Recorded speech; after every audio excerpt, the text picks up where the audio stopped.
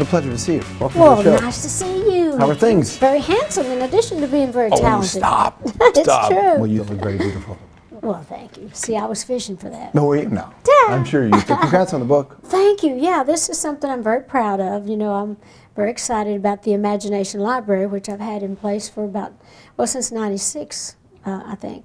And that's where we give books to children from the time they're born, once a month till they start school, so they can learn to love books. So in addition to this being a fun book for people to read, hopefully, all the money is going to go to the Imagination Library. So imagine this throughout your entire career, all the things you've been a part of, to a whole group of people, you're only going to be known as the book lady.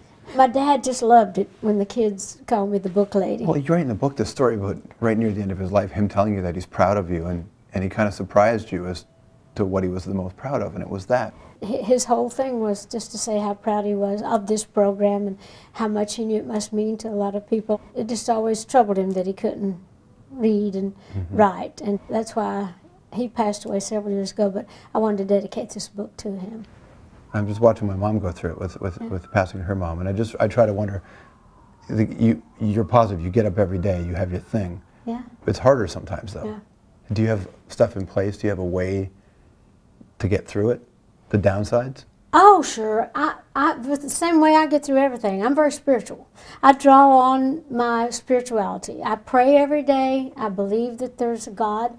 I believe that there's only one God, and we're all just trying to get to Him in different ways, and yet we think we have to kill each other, trying to get to our God, like He just belongs to one group of people. He belongs to everybody. But yeah, I always pray about everything, and I ask God for strength and for tolerance and understanding to deal with all the things that I do have to deal with. Understanding seems to be the one thing that people need to work more on. All over this whole wide world, certainly.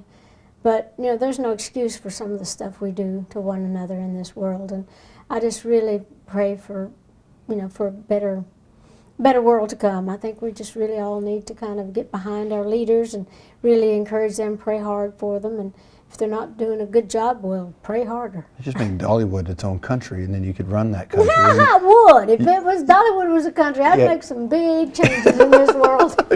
No, I bet you absolutely could. Yeah. What's really interesting about you is, especially in this book, you make lots of jokes, and a lot of the jokes are at your own expense. I'd rather do it myself than have them joke about me. Because there's this idea of being like you are, you feel like you're this authentic, true version of yourself, but then there's this persona. Are they two different things?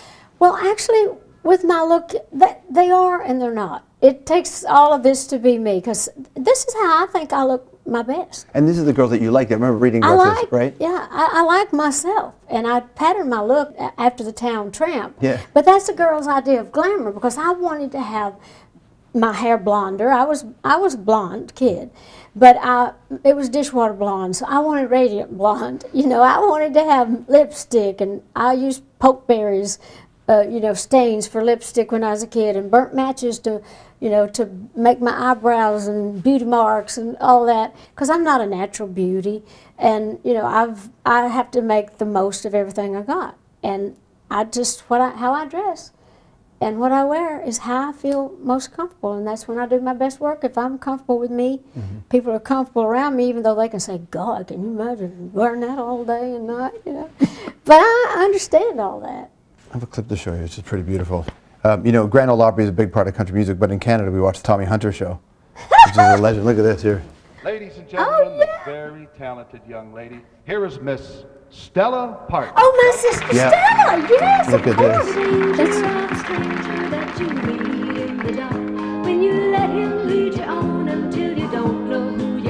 Oh, look how pretty she looks. He's made up with your heart. That's the danger of a stranger in the dark.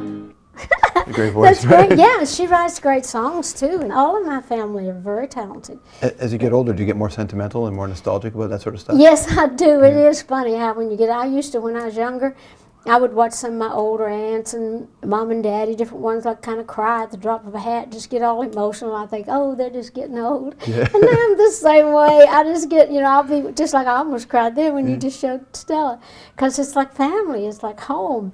What a long, strange trip it's been then, hasn't it, for Yes, you? it has.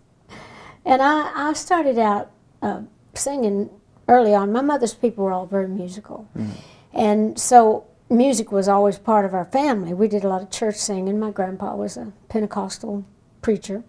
And so music was always great. But I really early on